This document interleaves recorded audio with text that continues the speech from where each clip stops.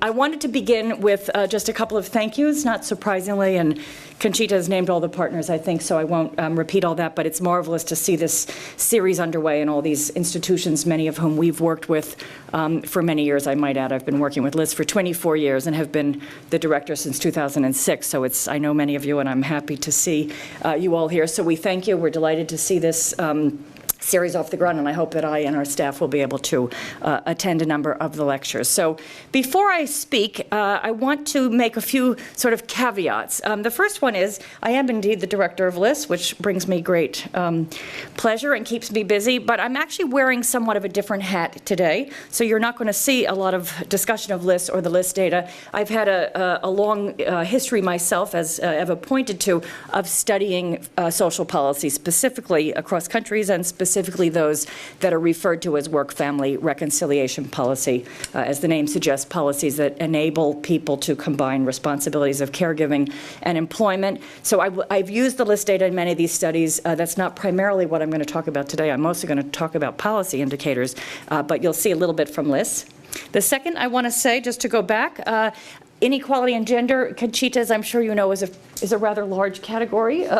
So I'm going to scope that down and talk about inequality at work, in both paid work and unpaid work. And to scope it down a little bit more, again, I'm going to focus on the issue of work and family reconciliation. And as it turns out, for those of you who know the literature, it is in fact differential patterns of caregiving, especially for children, that drive most of the gender inequality outcomes that, in fact, we see in the labor market.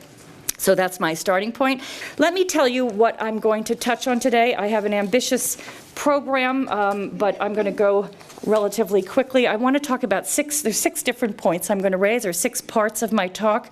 I'm going to begin with a contemporary portrait of gender inequality at work in 12 European countries and in the US. Then I'm going to move on and say a little bit in a general level is what is work-family reconciliation policy? What do we mean by that? What are the policy levers? What's contained in that policy package? And then I'm going to mention the European Union, which plays an important role through European Union directives in placing a floor under policy provisions in Europe. And then I'm going to, however, there's a lot of variation within Europe, and I'm going to give you then rather quickly, again, sort of 6 snapshots of what this policy variation looks like within Europe, and also in comparison to the United States. I'll come back to that in just a moment. Then I'm going to talk a little bit about the effects. What do we know about the effects of work-family reconciliation policy on labor market outcomes, on the division of labor at home, and on other demographic outcomes? And there's a very big discussion in this literature, as some of you may know, about unintended consequences, so I'm going to raise some of those concerns. And then I'm going to close with some comments about the United States, obviously, where I'm from. And some of you may know this. I think that you may know this, that in terms of the upper income countries, the United States is a tremendous outlier in this policy area. It's a very low provider, really, as you'll see in the policy charts, it's often almost literally off the charts. So, of course, I'm interested in it because it is indeed where I live and work when I'm not here. It is indeed a place where I've done a lot of work for many years in the applied policy world. I actually was in Washington working as a policy analyst for 6 years before I went to graduate school, so it is a very big part of what I do. But for many of you who are less interested in the United States, I think it stands in as a case of policy exceptionalism, and it's not alone in that universe. Okay. Contemporary gender inequality. So I put this table together, I confess, yesterday. So the numbers are fresh, nothing terribly controversial. They're from the OECD for the most part, from a few different publications. There's really 4 indicators here. Labor force participation, and what you see there is women and men and the ratio between them. The percentage of employed persons who work part-time, again, women, men, and the ratio. Gender wage gap, of course, all of these need a little bit of footnoting as to what exactly they mean, I can tell you that. And then fertility, which many understand to be an interesting marker of the success of work-family reconciliation policy. So just to go back, what I want you to think about in this graph really is more the universality than the variation or the country rankings. So what I want to point out is that across all of the affluent countries, this would look the same if I had the whole OECD in here. Gender inequality, of course, in the labor market persists in some dimensions more than others, and there's more here as well, occupational segregation, other things. I'm just giving you a very quick picture here. But what we do see so if we look at the labor force participation rate, these are from 2010, women on average about 68%, men about 80%. The ratio is about 0.86, that's fairly high. Part-time work, we see a very big and long-standing gender differential, also true in all the affluent countries. On average, these are unweighted, so country averages, about 30% of women work part-time. In this group of countries, about 9% of men, so that's about 4 times as prevalent among women than men. Part-time work is feminized everywhere. Gender wage gaps we know about. These are hourly, without controls for work characteristics, but we see on average about an 18% wage gap between women and men. Fertility, I'm going to come back to later. I'm going to wind back to outcomes after I talk about work-family policy and its consequences, but just take note, as many of you probably know. Oh, I realize I should have said this, sorry. These countries are ordered by this column here. This column here, I just chose this one, and you'll see that fertility is correlated in many ways. There's a pretty strong positive association. So fertility is going down here. So we're going to come back to that. Okay, what about unpaid work? Well, unpaid work, very difficult to study. Good numbers are hard to come by. But I'm going to show you 2 quick pictures, one about childcare and one about housework. Those are the 2 big categories of unpaid work that we often talk about. And this is from an OECD study. Unfortunately, Luxembourg is missing from this picture, but it's in the next one, as you'll see in just a moment. So this is just telling us how many minutes per day, according to Time Diary data, fathers, employed and not employed, and mothers employed and not employed spend in childcare. Of course, you see very large gender differences there. For men, 40 and 51, and for women, 74 and 144. So, of course, we know a pretty strong pattern across all the affluent countries that women are doing the lion's share of childcare. This is primary childcare only. Housework. This picture I borrowed from a paper that I've just found a few days ago, actually, quite interesting, that was done by some scholars who were here doing the work through the IRIS program. So they've looked at housework. This is using ESS data, European Social Survey data, and this graph shows among heterosexual partnered couples. This shows the difference in housework done between wives and husbands. A larger number means a larger differential in terms of women doing more. And here you do see, just thought I'd point that out. Here you do see that actually Luxembourg has a fairly sizable difference, and what the paper reveals, it's mostly because women are actually doing quite a lot of housework. Men are coming out about average. But Luxembourg, interestingly enough, is in this picture coming out more like Southern Europe and Ireland, so that might be something we'll come back to. As I go along, by the way, just to keep us focused on examples that might mean something to us, I'm going to point out the US and Luxembourg as some special cases. Okay, so what do we conclude? Gender inequality in paid work and unpaid work, of course, persists across all the affluent countries, though there is a fair amount of variation. And as I will argue, a lot of that variation is associated with and shaped by very different policy packages in terms of institutions and policies that help people, in fact, to work and care. Okay, what is work-family reconciliation policy?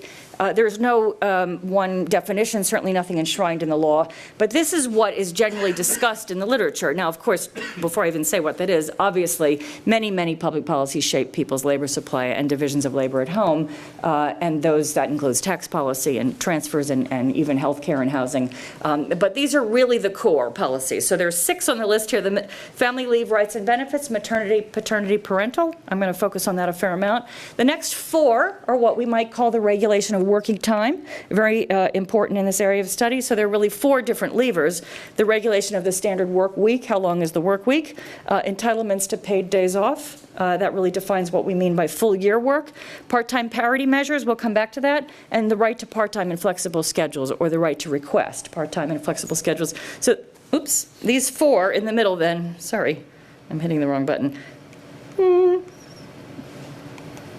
That's what I'm trying to hit. These 4, as I said, are what I would call working time regulation. And the final one on the list, of course, is early childhood education and care. So there's much to be said about all these. They're all very complicated policy levers. And what I'm going to do today is something that I often advise students and other researchers not to do, which is not to simplify any of these down to a single indicator. But I'm largely going to do it just to give you a sense of the variation. But they're all very complicated. There's different rights and entitlements and intensities. They're very complex. It's not as easy to characterize these policies, of course, as it is, for example, taxes and transfers. So what I'm going to do now is say a little bit about the European Union and its interventions in this area, and then turn to cross-national variation. So the EU, I think you all know this, I'm sure many of you do, the European Union is an active policy maker in Europe. It's been very active in work-family reconciliation policy through setting directives, EU directives, which I think most of you know are binding measures. The member states implement them, and in their own ways, in varying combinations of legislation and the use of social partners, but they are binding. So there's a whole series of them. I won't go through all the details, but 1992 Pregnant Workers Directive, which put a floor under paid maternity leave, 2 parental leave directives, which put a floor under parental leave, the Part-Time Work Directive, which requires equal treatment for part-time workers. I'm going to come back to each of these, and encourages rights to flexible scheduling, and several working time directives, which have set all kinds of things, paid annual leave, minimum rest periods, maximum working time, and so forth. So what is important to note, again, is that the European Union then sets a floor under provisions, but the countries can, of course, provide more. They can also implement more or less forcefully and effectively. But it is important, and it does help to explain a fair amount of homogeneity across the European countries in these policy areas relative to non-European countries. I'm not going to show you too much of that, but I've done a lot of work also on Australia and Canada, and increasingly on Japan and Korea, New Zealand, and several other countries. And if you're looking more broadly, then you will really see an element of European homogeneity, and the European Union plays an important role in that, which really shouldn't surprise too many of you here. Now, that said, there's a lot of variation across these countries, so let me tell you what this looks like. So we're going to start with leave, which is the policy area I've probably spent the most time on in my life. I've always, for some reason, been kind of obsessed with paid leave policy. I'm known in the United States as the leave lady. A unique title, since we really don't have any paid leave in the United States. It doesn't mean much to people. But in any case, it is, as I said, it's one of the most complicated policy areas. So I'm actually going to show you 4 slides. But the point that I want to make, which I think has been missed in much of the literature outside of my own work, I'm happy to say that it's actually been picked up on a fair amount, is that when we compare leave policies, and again, I'm talking about the whole package, maternity, paternity, parental, and various forms of child care leave, when we compare them across countries, we want to think about 2 dimensions in the context of what I'm talking about today. One is the generosity, essentially how much time is granted, job protected and or paid, and how generous is the wage replacement. But we also want to think about the extent to which the policy architecture encourages gender egalitarian use of leave. So generosity is one dimension, and essentially how gender egalitarian is the policy, at least in its design, is another dimension. That second dimension is kind of new in the literature. But as I'm sure many of you know, there's a lot of policy movement, especially in Europe and in other countries as well, adding father quotas and increasing the incentives and entitlements for fathers. And that's what's really driving all this is, I mean, a lot of that is because there's increasing understanding that policies can be very generous, but be very gender inegalitarian if they're essentially only for mothers or if they only have incentives for mothers. So you'll see a little bit more about that in just a moment. Okay, so this is the indicator of generosity. I took this from a paper that I co-authored with Rebecca Ray and John Schmidt, who are longtime labor market analysts, and it was in the Journal of European Social Policy in 2010, if any of you want to take a look. It's also on the LIST website, as well as all the data that underlie this. So we did something rather complicated here. These indexes are more complex than you would simply see in the graph. But what we did was we compared we calculated across countries how much leave could mothers take in the wake of birth or adoption if they took all of the leave to which they're entitled, meaning their full maternity leave and the share of the parental leave in the shareable policies that they could take. So you may not recognize the number of weeks exactly because, again, there's a number of assumptions in there. And we also included in this unpaid leave, which really means job protection. So many countries, Australia is one, the United States is another, have long periods of people have a right to be away from work that's separated from the wage replacement period. Okay, so what do we see here? This paper, I'm embarrassed to say, didn't include Luxembourg. So Rebecca Ray, who is the constructor of these indexes, she calculated Luxembourg last night for us. So that's what you'll see right there. So let me mention what's in the graph, and there's another one in a moment. And she calculated Luxembourg, and I was actually somewhat surprised at the results. So what do you see here? Again, as I said, this is simply the generosity measure. France, Germany, and Spain stand out on the high end. And again, remember, this is generosity for mothers. So that's why if you were expecting to see just the Nordic countries at the top, this is focused on mothers. We have another slide in the paper for fathers. It's broken down many ways, but I just chose this one today. So on the high end, France, Germany, and Spain, with combinations of unpaid and paid leave that add up to the largest, then the rest of Europe. The United States is, I'm afraid, down here in its position there on the far right. So just to say a word or two about the United States, we have no national policy of paid leave for mothers or for fathers. The United States is one of 4 countries in the world that doesn't have a national law requiring maternity pay, and the other 3 are Swaziland, Lesotho, and Papua New Guinea. So we'll come back to that. I'm going to end with a question about what's going on in the United States.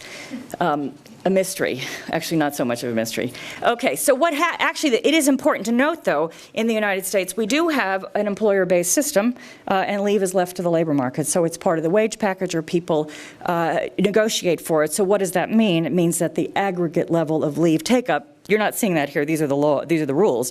But if you do look at the use of paid leave, the U.S. is much lower than the European countries, but also the distribution is very regressive, because having the right to both the job protection and to the wage replacement is correlated with not only household income, of course, but earnings and education. So basically, high wage, high income, high human capital working women often have quite a lot of paid leave, but lower skilled and poor women and low-wage working women usually have no paid leave at all. So that's the story there. Luxembourg, again, remember, if these numbers don't look immediately familiar, that's because they've been churned through an index. Luxembourg comes out about the same as Finland, actually. So it's somewhere on the medium to low end in terms of generosity, but indeed tied, just about looking like Finland, as you'll see in a moment. Okay. The next 3 slides, this is sort of our pride and joy. This is based on work that I had done earlier, but we extended it in this paper. There are 3 slides. The third one is going to show you the results. We built an index, a 15-point index, that indicates the extent to which the law is gender egalitarian in its design, meaning the extent to which it enables and encourages fathers to take the leave to which they're entitled, to take leave. It enables them to take leave, and then it also provides incentives for them to take the leaves to which they're entitled. We drew this based on the literature. There were 3 major findings in the literature, well, 2, I'll say, that are important for today, that seem to be associated with high usage of leave by men. One is they have to have a sizable amount of leave. I guess that's the first. The second, it needs to be non-transferable. Okay, so a lot of countries put together leave policies where leaves were granted to couples, and couples could share them. That was done, many people said, including in the Nordic countries, in a spirit of optimism that wasn't really realized. And it turned out, of course, that almost all shareable leave is taken by women. So this has been the great development in the last 20 years in the Nordic countries, but now in Italy and many other countries as well, that portions of leave are what they call use or lose. This can be designed in many ways. So they're given to fathers, and if the father doesn't take them, they're lost to the family. Okay, so what we were looking at here, we developed a 9-point scale. It's a little too complicated to explain all the details, but of course it's in the paper. What it does is it takes account of the share of the total leave that is available to men in addition to the share of the total leave that is available only to the men. So that's a 9-point scale. The third characteristic that drives up men's usage after having the rights and having non-transferable rights is the wage replacement rate. So in sort of straight economic terms, if a couple has the right, they each have a right to leave, or they each have a right to leave, but only one of them will take the leave. Clearly, the incentives are going to be for the lower earner to take the leave, and that incentive is stronger as the wage replacement rate falls, right? So if it's 100% with no cap, then the couple would be agnostic economically as to who took the leave. So we put in 5 more points for the level of wage replacement and 1 more point for other particular incentives, and this is the result. The Gender Equality Index, this is in that same paper. So in reality, across these countries, the range was from 7 to 14 points. We just added Luxembourg last night, as I said, and Luxembourg again came out tied with Finland. It came out on the high end. I was a little surprised, actually, by how high it came out. But do remember, I'm going to come back to the Luxembourg outcomes, which are not so gender egalitarian. This is, of course, the policy architecture. It's not taking the leave outcomes into account, but it is indeed a fairly gender egalitarian architecture. Okay, so on the high end, Sweden, Finland, Belgium, France, those are sort of the usual suspects that we think of in terms of gender egalitarian family policy. The Nordics at the top. And interestingly enough, the United States here comes out not so badly ranked. Now you see we have no paid leave, but the unpaid leave what we have, the Family and Medical Leave Act, which was passed in 1993, which grants 12 weeks to each men and women unpaid leave. which grants both men and women 12 weeks of unpaid leave for various caregiving reasons, partly because it came in play so late, and partly because of the individual nature of most entitlements in the United States. Men and women have totally separate entitlements. The idea of a shareable leave was never introduced there, and so, in a sense, the whole leave is non-transferable. Okay, so that's your story. So family leave policies matter, and they matter a lot, as the literature will show, and they matter both in terms of generosity and policy design. So any of you who are involved in policy design definitely should read this literature. There was a very big policy reform, by the way, in Germany, as some of you know, recently, that actually moved a very gender inegalitarian but generous policy design to a very gender egalitarian policy design, although there's now serious talk about repealing it, unfortunately, but we'll come back to that. Okay.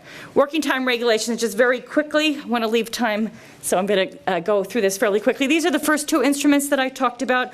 The length of the work week, which is usually set by the overtime threshold, and also the length of the work year. This is told in reverse. So the yellow bars tell you essentially what is the definition of a standard work week, and the white bars tell you what is the amount of paid leave, the number of days per year that are granted either through national legislation or in some cases through collective agreements that are for the most part nationwide. So these numbers come from IRO, the observatory.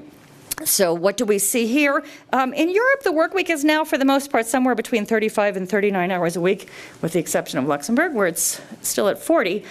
40 in the US, it hasn't moved in 70 years. It's really not on the radar screen at all. The length of the work week is very active discussion in many European countries, as I think a lot of you know, especially in France.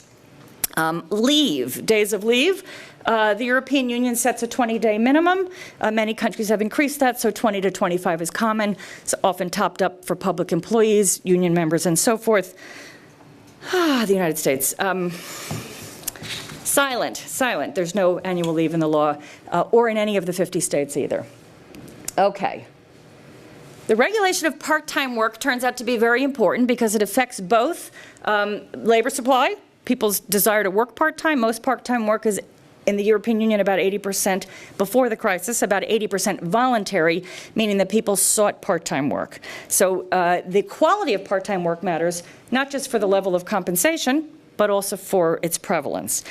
So the European Union Part-Time Work Directive essentially prohibits discrimination against part-time workers, meaning that part-time workers cannot be paid less than comparable full-time workers in the same enterprise. And it's been a very important policy shift, both in terms of the law itself, but also in terms of national legislation. So there's been a lot of national legislation that followed. The directive, so just to mention that again, the U.S. law is silent on this. The anti-discrimination framework, though, of course, is very well understood in the U.S., but it's not applied to part-time workers. The last piece of this is that many of the working time directives have encouraged individual countries to put in place measures that will allow workers to either have, as a matter of right, or to request in a formal way, either a part-time or flexible adjustments to their hours, either down or up, and a flexible work schedule in terms of usually starting and stopping times. I did a study with a colleague, Ariane Hagevisch, who's a German policy scholar, and we did a survey across all the OECD countries, actually. I'm just showing you a little piece of it here. This report is also on the LIST website under our complementary databases section. So basically, we looked at many different measures, and this is also very complicated, so to reduce it to tick marks is a little bit of a crime, but we did it anyway. Countries give varying rights to reduce your work hours or to change your work schedule for various caregiving. Sometimes it's just for children, sometimes it's for any family member, sometimes more generally, and sometimes it comes in the form of the right to resist a schedule change. These are often called, especially the United Kingdom law has gotten a lot of attention. It's actually been copied in New Zealand and Australia both. What that says essentially is people have a right to request a change to their work schedule, but it has to go in front of a commission. Essentially, employers have the right to refuse, but they have to show it on business grounds. And in fact, the rate of refusal is fairly low. A stronger law would be the Swedish law, which has been in place since 1978. It's sort of the gold standard. Any worker has the right to work 3/4 time with prorated pay and benefits until their child is 8 for each child born. So that's the stronger law. But the right to request is more common in Europe. So this is quite important. Early childhood education and care, again, quite a complicated policy lever. I won't say too much about that, but of course, that's important not just for children's development, but obviously for maternal and parental employment. This graph, which came from a study by Peter Moss, he's done a lot of annual reports on childcare. What you see here, the white is children 0 to 2, the yellow is 3 to 5. These are children in formal care. Not just public care, which I would prefer. I should just say, in my own earlier work, I didn't put the graph in because the numbers are really too old, but from the book I did in 2003, my colleague and I calculated this same graph simply for public care, but it's very difficult to do that, and it's actually not available there's no later series now. So this is a little bit different and hard to parse in some countries like the US where we have a lot of private care. But basically what you see, of course, kids under 3, much less care, but it does vary quite a bit.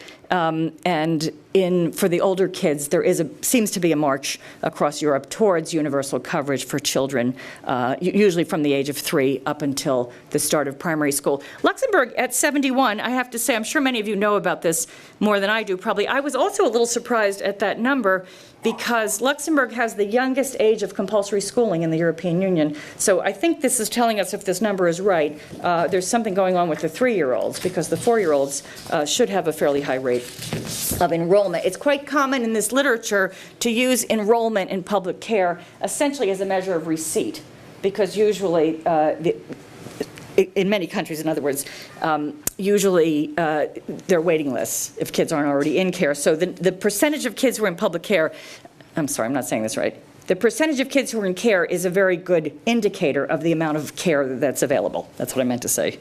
It wasn't said terribly clear. Distinguish between full-time and part-time? Not here, it doesn't. It doesn't. And there are some, the OECD indicators do that. I didn't find, I must say, childcare data is terrible everywhere. It's very difficult. But indeed, some people have tried to sort of prorate that by full day and part day care. So there's a lot going on here. There's more to say about this. Once again, in the US, 56, it's interesting, though, also these age groups are very important. The situation in the United States is we have very little public care at the preschool age, basically, which for the U.S. means 3, 4, and 5. Kids are in compulsory school at 6. The reason that the number is 56 is because most 5-year-olds in the United States are in what we call kindergarten. That's over 90%. And the 3- and 4-year-olds in the United States are not enrolled in preschool unless they're in private preschools, for the most part. It's very bifurcated. There's a means-tested program for the poorest kids, but it's quite small. Affluent kids are in private preschool, but 3- and 4-year-olds in the middle, there's an enormous income gradient, and most of them are not in any educational care at all. So I'm concerned about maternal employment today, but also has very big implications there for school readiness by class. Okay, policy effects. I'm going to speed this up here. There is a very big social science literature. Very much of it's very complicated. Sort of quasi-social experiments are the best. A lot of very complex multivariate analyses within countries, over time, across countries. So there's quite a big social science literature. I reviewed it recently for a paper. So I just want to say essentially that it's a bit of a mixed literature, but there are 2 very strong findings, I think, that aren't contested. That leave, the availability of leave, depending on its design, because if it's too long, it can be problematic. But most leave policies, if they're moderate in length and they're well compensated, seem to be associated with and to influence the women's employment rates, the likelihood that women are back in employment 1 year after birth. It also raises the likelihood that women are back after birth with the same employer, and leave also seems to reduce the pay penalty that's associated with taking a break from work. So there seems to be quite a lot going on there with leave that's effective, and also child care services, whether that's increasing the affordability or the access, that child care services is a pretty strong indicator of women's employment rates. Okay, within Europe, just a couple of things to say. We often see, with 12 countries, I have a bunch of scatter plots. Correlations are can only tell us so much. But what we do know is that the countries with the most extensive and the most gender egalitarian work-family policies do seem to have a combination of the highest women's labor force participation and also the highest fertility. And so that's actually quite interesting. They also seem to be, they also are countries with relatively low child poverty rates. There's a lot going on there. Obviously, income transfers are part of the story as well. The Nordic countries are sort of at the top of the pile for the most part. I didn't show you indicators, quantitative indicators for some of these parts, but for the most part, the Nordic countries are the most gender egalitarian and the most generous on a lot of these policies. And indeed, we see the highest women's labor force participation rates, and we also see high fertility. A lot of you probably know this, a stylized story that you hear a lot in this field. OECD has shown this in many of their publications about gender and work. 30 years ago, if you did a scatter plot with maternal employment on one axis and fertility on the other, you saw a downward sloping line. But that's changed over time, and now you see an upward sloping line.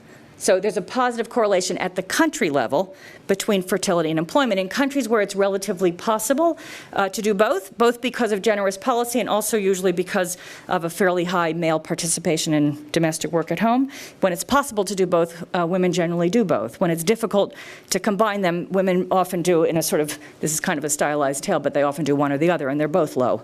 And that's, so we, as you know, there's a lot of discussion of low fertility.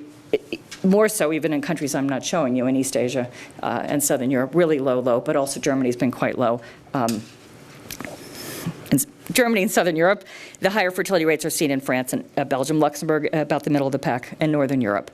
Okay, so this is reducing a very complex literature to just one slide. But I also do want to say that there have been some studies about macroeconomic effects as well, and this one in particular, which was quite interesting, came out of the OECD, arguing that there was a productivity loss, especially in the United States was one of the cases, but because of the absence of paid leave, lost human capital, lots of turnover, women leaving the labor market at birth and not returning. So there does seem to be that in the intended consequences, what we're looking for essentially is replacement rate fertility.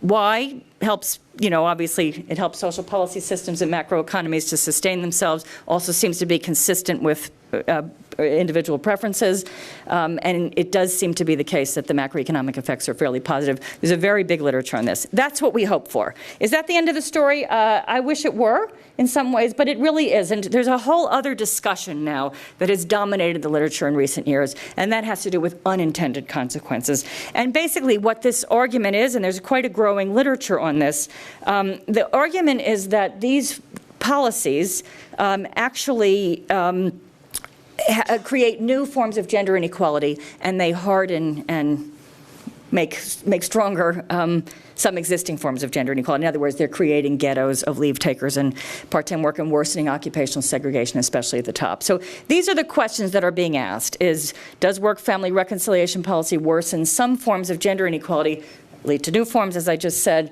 Specifically, do they lower the glass ceiling and or make it more impenetrable? If yes, how is that operating on the demand side or the supply side? And what's the distributional story? So let me tell you what the argument is for the most part, and then I'm going to show you some outcomes and make a couple more comments and start to close up. The argument is essentially the following. The main argument that we hear is on the demand side, and it's a story about statistical discrimination. And this is what the theoretical framework is under these concerns, is that in countries that have generous work-family policy where workers have lots of rights, usually doesn't apply to childcare. It applies to anything that allows people to step away from paid work temporarily for an intermittent leave, to reduce their hours, to take flexible time, or so forth. So the argument is that in countries that have generous rights and benefits, but where usage and take-up and usage more generally remain disproportionately female, that employers will not want to hire or promote women who are either mothers or who they expect to be mothers. And that's the concern. So the story is often told, you are a manager at the top of some corporation in Sweden, and you're looking at two young candidates and trying to figure out who you're going to promote up the chain to some very high-powered job that requires traveling and a lot of public events. And you're looking at two young people, they're both 30, him and her. and the Swedish employer says, well, I better hire him, because if I hire her, she's going to have a kid, and she's going to be out for a year, and she's going to work part-time, and she's more likely to take all this stuff. Now, granted, he's not going to pay the wage replacement during her leave, but he's concerned, he or she might be concerned about the disruption to work schedules and so forth. So the counterpart switched to the United States is somebody sitting in the U.S. case. Neither worker has a right to very much at all, so you might as well promote her, right? So the absence of policy is a leveler. That's the argument for the most part. And actually, there seems to be something to this. Okay, so that's the basic charge. Now, I'm lingering on this because it's really dominating the academic literature. Again, in the United States, it's been a very potent argument, and I hear this a lot now. I think it's used politically, but actually even advocates in favor of more work-family policy in the U.S. are getting concerned about this and are beginning to weaken some of their demands. Okay, so what's correct about this? Is this true? It's also quite complicated. There are 2 or 3 very prominent papers using the list data, I'm happy to say, in American Sociological Review that also looked at this question and got a lot of attention. So this is a study that recently came out by 2 labor economists, Blau and Kahn, some of you may know, and they did a study that's got a lot of press in the U.S. in which they found that women's labor force participation, which used to be high in cross-national terms, is no longer. And their argument for that, based on a lot of policy data and multivariate analyses, some of it using my policy data, their analysis was that the U.S. is beginning to lag because the work-family reconciliation policies in Europe, which have actually grown in recent years, have overtaken the United States. And therefore, where we used to be in the top of the charts, even just in employment rates, that the U.S. is now lagging because of the absence of work-family policy. Among tertiary educated women, the United States is dead last in the employment rates of women. That was a very shocking fact in the United States. Okay, but they also said, however, they just went right into this argument, however, there's a downside because all this great policy, everybody's always pointing to Europe. I might add Europe as if it's one big undifferentiated country. I think you all remember that Sarah Palin thought Africa was a country. I think an awful lot of Americans seem to think Europe is a country. But anyway, never mind. Okay, so that's what you hear. On the other hand, the concern is about the very high usage of part-time work by women, and also about the glass ceiling. And they showed this, which was picked up in the New York Times. I took it from the New York Times. And what do you see here? Interesting. So this is U.S. men and U.S. women, the probability of being managers, and this is the rest of the OECD, and likewise being in a male-dominated profession. And what you do see, indeed, are larger gender gaps in countries other than the United States, and they concluded that indeed there seems to be a trade-off between work-family policy and gender egalitarian outcomes. So let me pause to say, what do I think about that conclusion? And then I'm going to show you one more slide and start to wrap up. I think it's an enormously important question. There's no question about it. And I'm glad it's in the literature, which is still inconclusive, although these 2 list papers really help to push it along. I'm not convinced of the causality, but there's certainly something going on here. The other thing that I think is really important, which is perhaps more a political point than a point about the empirical results here, is that what's also missing in this story is the distributional story that underlies this. Because I think what is the fact is that the stories of harm are, if they're correct, they're operating at the top of the labor market for the most part. They're operating among the most highly skilled occupations and for the most highly skilled workers. It may be a case that there are some of these unintended consequences, gender problems, eroding gains in gender equality. It may be that, to put it in sort of crude terms, that these policies are problematic for the top 10%, but advantageous for the bottom 90%. And I think that's actually what we're seeing in the literature. Also, not an uncommon tale. We think about the United States. Again, you'll forgive me with all these examples, but it's often said, people are asking, what about the quality of the healthcare system? As you know, I'm sure many of you know, we're in the middle of implementing a new healthcare system, implementing a sort of new healthcare system. Anyway, people often ask about, often it's said, especially the more conservative Americans, the U.S. has the greatest healthcare system in the world. If you're affluent and you have a rare brain tumor, it's pretty good to be in the United States. If you're poor, a single parent, and your kid has asthma, you probably don't want to be in the United States. So beware of the median, because the top and the bottom face a very different experience. And I think there's a parallel story going on here. So this is the last graph that I'll show. This came from some work of mine, finally, for the list staff, in case you wonder if I ever use our data. This is finally from the list data, which of course I do use a great deal. So let me just point you over here on the front. This is a composite indicator of essentially gender equality in the labor market. It's women's share. Actually, in this case, the universe on the left is adults in all family types. On the right, because of what we're talking about, these are married parents with children, married or cohabiting parents, heterosexual, I might add, because I've been looking at gender differences, with kids under the age of 12. And here the question is, what share of earnings among these persons are taken home by the mothers? I hope I said that in English. So it's a composite indicator that combines gender differences in employment rates, in hours worked among the employed, and in earnings per hour. Again, a composite indicator, one that's actually fairly common in the cross-national literature, although one we rarely see in the US.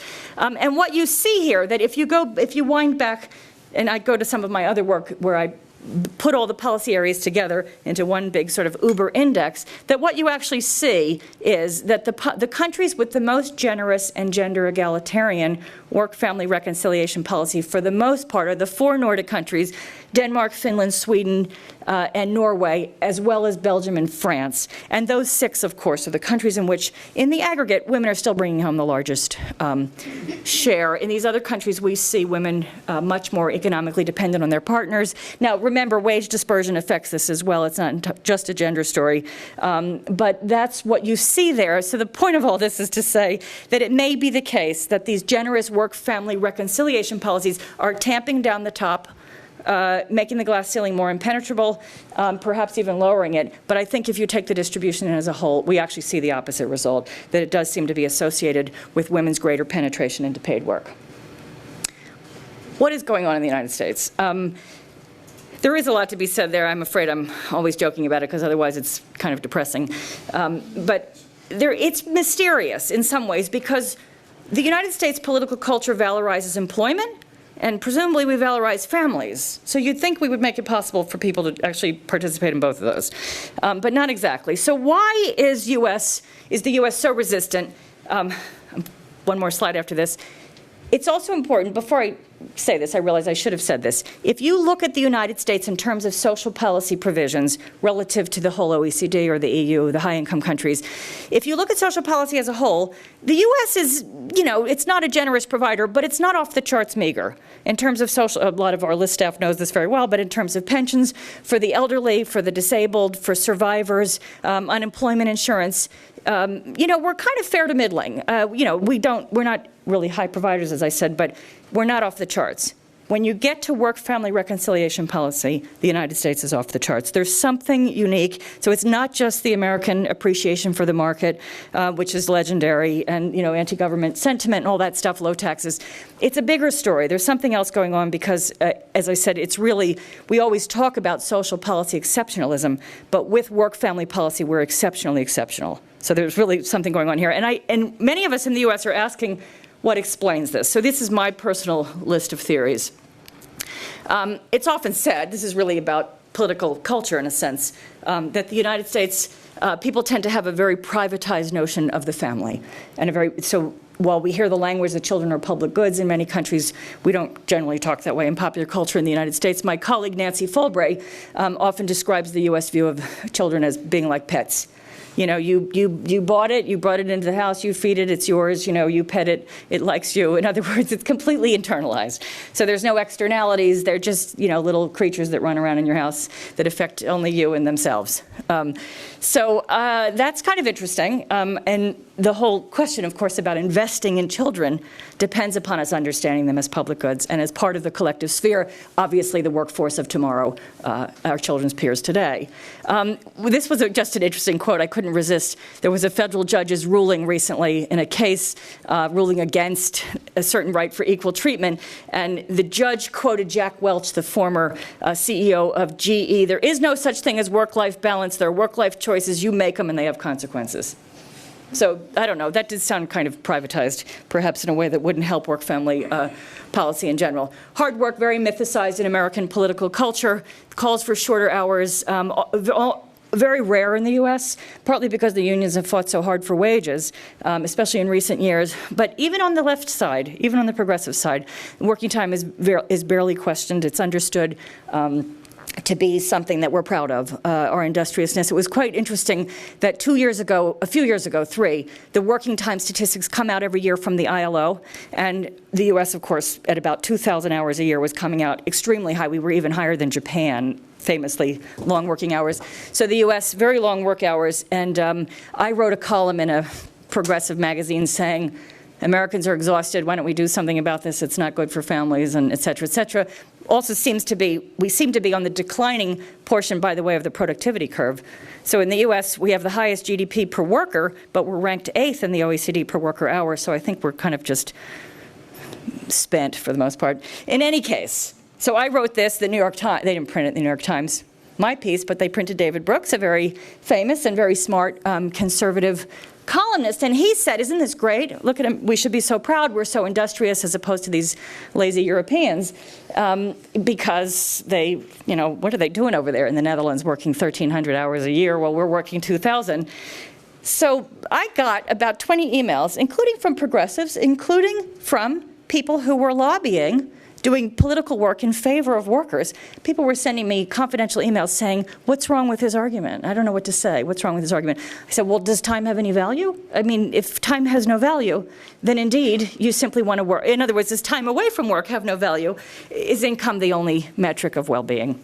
So it's complicated, persistent ambivalence about maternal employment, which I think is driven by the poor policy. There's very interesting studies that show that in countries where the child care quality is lousy, people are more likely to answer yes to those questions like, does maternal employment harm young children? So the policy seems to drive the attitudes, even though the literature often treats it the other way around.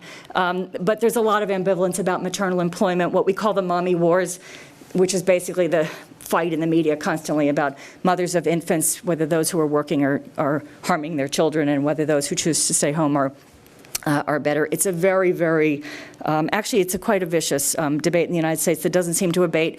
Fertility declines, which are a big issue in parts of Europe and other parts of the world, haven't hit the United States yet, partly because of high teen fertility, high immigrant fertility, and also because a lot of the public policies, we're always off that scatter plot, I might add, the fertility, maternal employment. If you look at maternal employment in relation to these policies, the U.S. is often mysteriously off the line. That's because we have a huge low-wage labor market, and a lot of this can be purchased in the market, child care and domestic care and so forth.